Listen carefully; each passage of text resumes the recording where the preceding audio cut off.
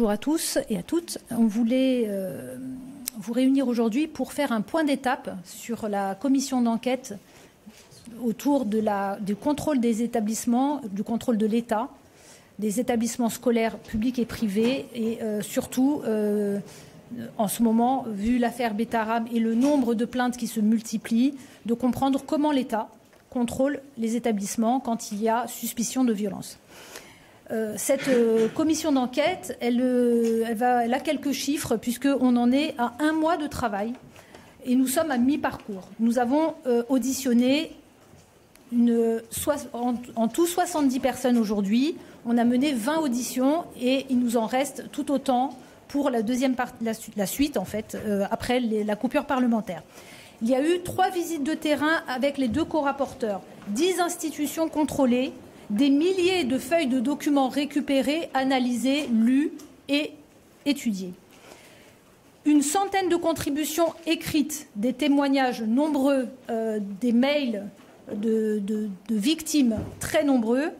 Nous prenons ces témoignages et ces contributions écrites pour le rapport à venir.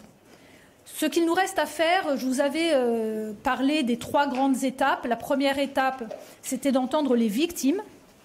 La seconde étape, c'était d'entendre les administrations, et notamment le ministère de l'Éducation, mais aussi le ministère de la Justice. Et la troisième étape, ce sera d'entendre les gouvernants, les anciens ministres de l'Éducation la ministre actuelle. Et bien sûr, dans les anciens ministres de l'Éducation, nous aurons François Bayrou.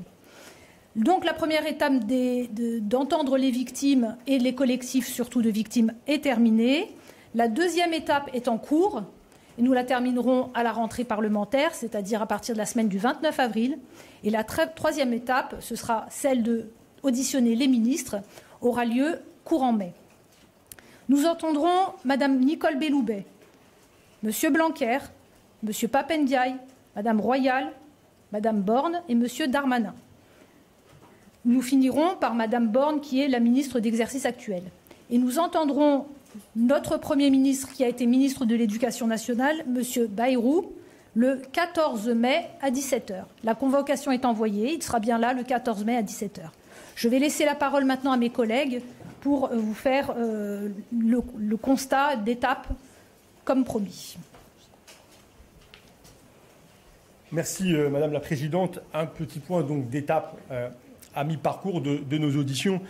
Nous vous avions dit notre sentiment que notre commission d'enquête était forte, qu'elle déployait sa force partout dans le pays à l'occasion de nos contrôles et ici à l'Assemblée nationale. Et je veux redire que jusqu'ici, toutes les portes nous ont été ouvertes, qu'à chaque fois que nous avons voulu exercer nos prérogatives, nous sommes parvenus à le faire, y compris là où des résistances dans le passé avaient pu se manifester. Je pense à l'évêché de Bayonne qui n'avait pas transmis l'ensemble des documents que la SIAZ lui demandait. Et l'évêque de Bayonne nous a reçus, la direction diocésaine des Pyrénées-Atlantiques nous a reçus il y a quelques semaines lorsque nous nous sommes rendus sur place. Vous dire aussi qu'y compris lorsque, à Riaumont, il y a quelques jours, lorsqu'avec Violette Spielbout, nous nous sommes rendus sur place dans cet ancien établissement hors contrat, même si notre contrôle s'est exercé dans des conditions de tension, avec la volonté de surveiller le contrôle, nous avons fait respecter nos pouvoirs, nos prérogatives et notre contrôle a été conduit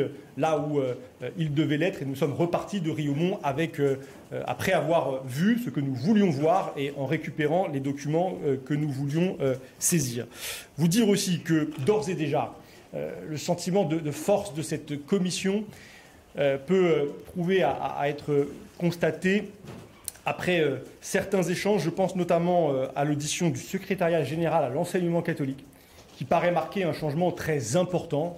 Un changement de ton d'abord, car le secrétariat général à l'enseignement catholique, lorsqu'il s'adressait il y a quelques semaines encore au ministère de l'Éducation nationale par des courriers, le faisait avec une sorte d'aplomb dont on peut considérer qu'il était d'ailleurs déplacé, exigeant du ministère de l'Éducation nationale un certain nombre de choses, en particulier exigeant de lui qu'il renonce à des modalités de contrôle. Eh bien, lorsque nous avons entendu le secrétaire général, il est, je crois, revenu entièrement sur ce positionnement et souhaitant désormais que l'État puisse assurer le contrôle dans les établissements scolaires, y compris en matière de vie scolaire, qui est un changement très important.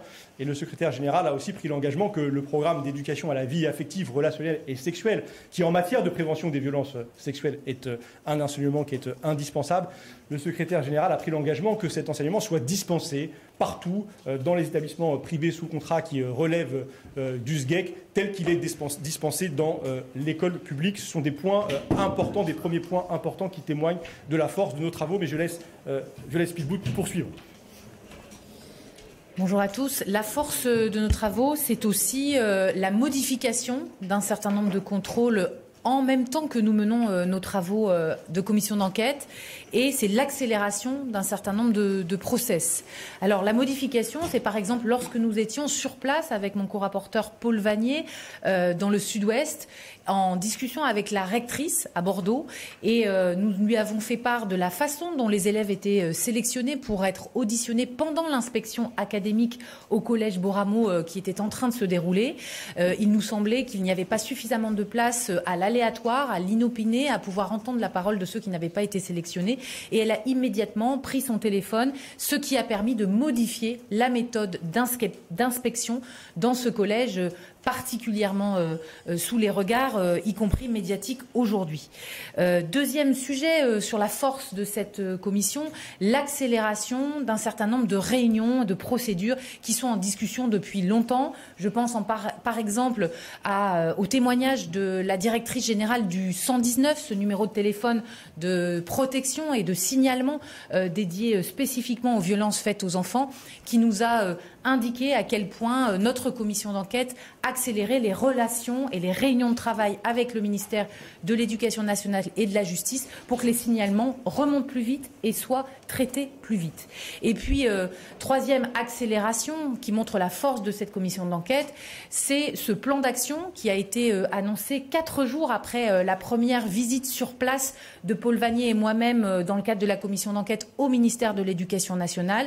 Ce plan d'action de la ministre d'État, Madame Elisabeth Borne, Brisons le silence, qui comprend un questionnaire adressé aux élèves et qui comprend l'extension de l'application Fait établissement, une application de signalement de violence et de manquement aux règles de la République, au secteur de l'enseignement privé, projet qui était dans les cartons depuis 6 ans. Nous l'avons mesuré à travers les documents et qui a pu être accéléré à travers l'action que nous menons pour cette commission d'enquête.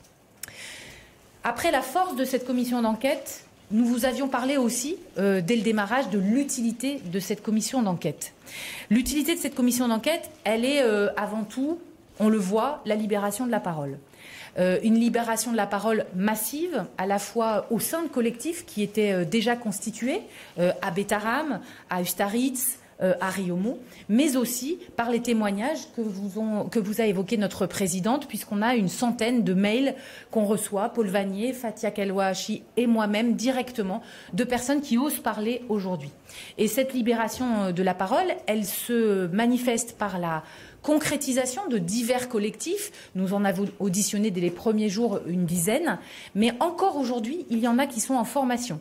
J'ai été moi-même contactée par un Lillois qui avait été victime de violences dans un établissement privé de Bretagne, et dans l'échange que j'ai eu avec lui pendant 1 heure cette semaine, il a finalement compris comment fonctionnaient les autres. On lui a expliqué ce qui se passait en ce moment, et il a pris la décision de fonder un collectif sur l'établissement avec les différentes personnes avec qui il parlait sur Facebook. Donc on voit à quel point cette commission est utile. Et puis les plaintes, je parlais de Bétharram, plus de 200 plaintes, Ustaritz, 11 plaintes, Neuilly qui fait l'actualité aujourd'hui avec des plaintes en cours de dépôt, et puis Riomont dans ma région des Hauts-de-France où il y a déjà de nombreuses plaintes qui étaient pour toutes prescrites. Et hier a été annoncé le dépôt d'une plainte non prescrite qui va certainement pouvoir faire réouvrir l'action judiciaire et l'étendre aux années passées où ces enfants, ces jeunes garçons ont été victimes de violences. Donc une utilité qui n'est plus à démontrer. Une utilité que nous croyons manifester également, et c'est une obligation, bien sûr, des députés, mais en faisant des articles 40, en signalant au procureur de la République partout en France des signalements qui nous sont transmis à Fatia Kelawachi, à Violette Spielbout ou à moi-même. Et nous avons ensemble, tous les trois, déjà adressé 10 articles 40 à des procureurs partout en France. Et nous sommes en train de traiter 12 signalements supplémentaires. Donc nous sommes à plus d'une bonne vingtaine de signalements qui concernent des faits qui se seraient produits dans 16 départements. Et nous pensons qu'évidemment, notre rôle est de continuer à mobiliser l'institution judiciaire pour que ces signalements soient traités et pour que d'éventuelles justices soient engagées. Vous dire aussi que nous nous réjouissons de voir qu'à l'occasion de nos auditions, des réponses très concrètes ont pu être apportées à la fois aux victimes en leur rappelant que lorsqu'elles portent plainte, y compris quand ces plaintes peuvent concerner des faits qui sont prescrits, eh bien des enquêtes sont ouvertes, sont systématiquement ouvertes, qu'elles peuvent conduire à identifier des agresseurs et qu'elles peuvent donc conduire à empêcher que ces agresseurs agissent demain et se satisfaire que lors de nos auditions, des rappels aient pu être, nous l'espérons, entendus par le plus grand nombre et notamment par les personnels de l'éducation nationale, les personnels qui sont parfois au contact des victimes, la nécessité notamment de faire des informations préoccupantes, la nécessité de se saisir, là encore, de l'article 40. Ce sont des éléments importants qui, tout de suite, maintenant, nous permettent de lutter contre les phénomènes de violence faits aux enfants dans les établissements scolaires. Alors, forte, utile, notre commission d'enquête est, nous en avons la certitude, très attendue par les victimes et vous dire l'émotion que nous rencontrons à la fois lorsque nous nous déplaçons, lorsque nous les entendons, le sens de la responsabilité qui nous accompagne lorsque ces victimes nous indiquent qu'elles ont le sentiment pour la première fois qu'à travers notre action, il y a une reconnaissance de la part des institutions, des services de l'État. Et vous dire que cette émotion, elle est aussi palpable chez ceux qui, au moment où ces faits parfois ont été signalés dans les années 80-90, ont tenté d'investiguer, de les arrêter et qui peuvent avoir un sentiment d'inachevé, d'amertume, de frustration et qui, se remémorant des faits anciens, à la lumière d'informations qui sont apparues depuis, eh bien, nous partagent leur sentiment de voir ce système de contrôle évoluer très fortement pour demain empêcher de nouveaux crimes. Vous dire que ce sentiment d'attente, nous le percevons aussi lorsque les caméras s'éteignent ou à l'issue de certaines tables rondes que nous avons conduites un peu partout dans le pays depuis désormais un mois, des fonctionnaires viennent nous saluer, nous remercier pour notre travail, nous encourager à poursuivre parce que eux qui sont d'un certain point de vue en première ligne savent qu'il manque parfois d'outils pour agir, savent qu'il faut faire évoluer le cadre législatif pour être plus fort, plus à même d'empêcher ces violences physiques, psychologiques, sexuelles dans les établissements scolaires. Et vous dire enfin que cette attente, c'est celle de toute la société. Certaines victimes ont parlé d'un MeToo scolaire et nous savons que nos travaux sont regardés, écoutés avec beaucoup d'attention par toutes les Françaises et par tous les Français qui, toutes et tous, directement ou indirectement, ont eu affaire à cette question des violences sur les enfants, qui sont des violences de masse, qu'il s'agisse des violences physiques ou des violences sexuelles, qui touchent et ont touché des centaines de milliers, des millions de nos compatriotes. C'est aussi en ayant cela à l'esprit que nous travaillons. Vous l'avez compris, cette commission d'enquête, elle est forte, elle est utile et elle est très attendue. Nous mesurons cette responsabilité que nous avons de poursuivre les travaux en toute indépendance et avec extrêmement de sérieux, malgré une émotion qui parfois peut être extrêmement forte. Et cette émotion, cette amertume, les regrets, les frustrations, cela guide aussi l'engagement avec lequel nous travaillons déjà sur des constats qui nous amèneront à des propositions. Alors, ces premiers constats, on vous en a déjà partagé quelques-uns au moment de la visite sur place, notamment dans le sud-ouest et à Riomont.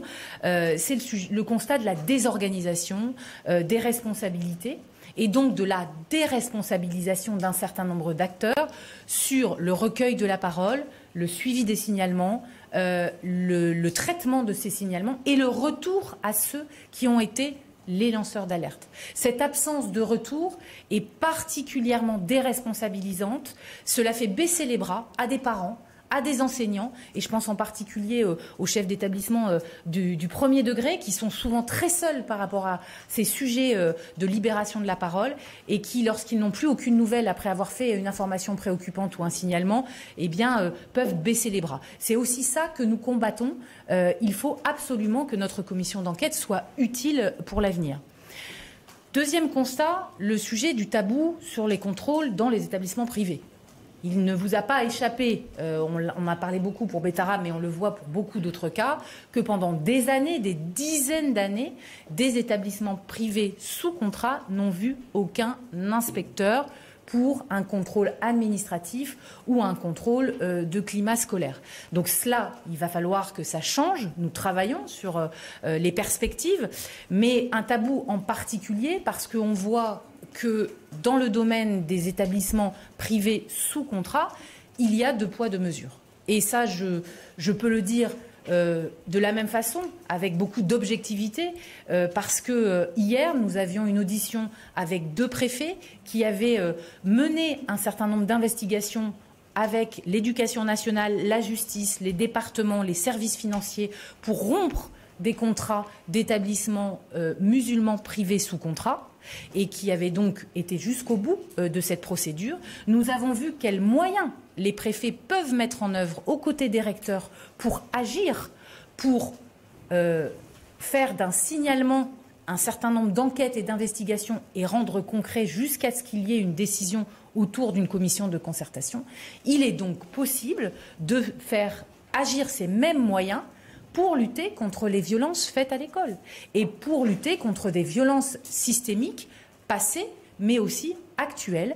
Quand nous sortons de Riaumont, quand nous sortons de Betterham, on voit qu'encore aujourd'hui, il y a des sujets de violence.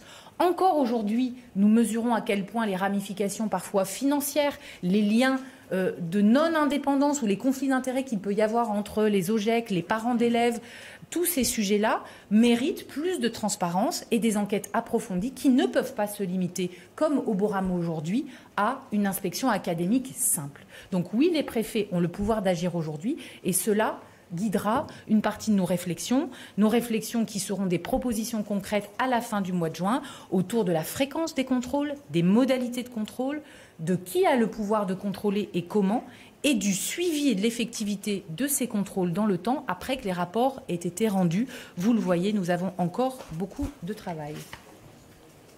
Et puis, dernier constat avant l'échange avec vous, mais ce matin, nous avions 3 auditions très importantes, celle de l'inspecteur qui s'est rendu à Betterham en 1996, celle du gendarme Hontan et celle du juge Mirande. 3 auditions très importantes qui, pour nous, témoignent, remettent en cause la version du Premier ministre, de François Bayrou, sa version de sa connaissance des faits de violences physiques et de violences sexuelles à l'époque, et puis qui interroge sur son inaction, sur les propos qu'il a tenus aussi devant les députés, ici à l'Assemblée nationale, et devant les victimes de Betterham à Pau en février 2025. Ce matin, sous serment, devant la commission d'enquête, un gendarme avec des états de service exceptionnels, le juge Mirande, ont témoigné de façon parfaitement concordante, ont point par point contredit les propos de l'actuel Premier ministre et nous ont présenté des témoignages qui,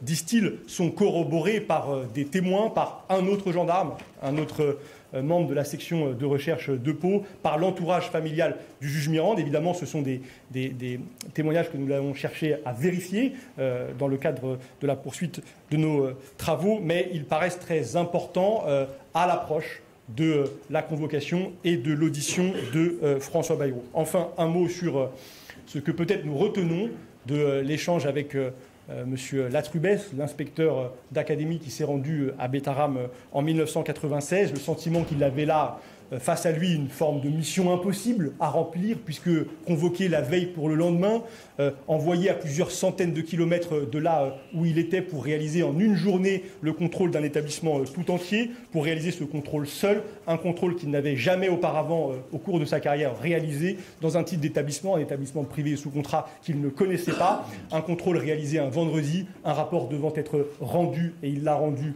le lundi, et qui sera le mardi matin sur la table de François Bayrou, alors sur le bureau de François Bayrou, alors ministre de l'Éducation nationale. Rapport très succinct, rapport contradictoire qui, par bien des aspects, donne le sentiment d'être un rapport de complaisance, une inspection de complaisance sur la commande de qui et au service de qui. Ce sont des questions qui restent devant nous et que nous allons continuer à poser dans le cadre des futures auditions qui se dessinent maintenant.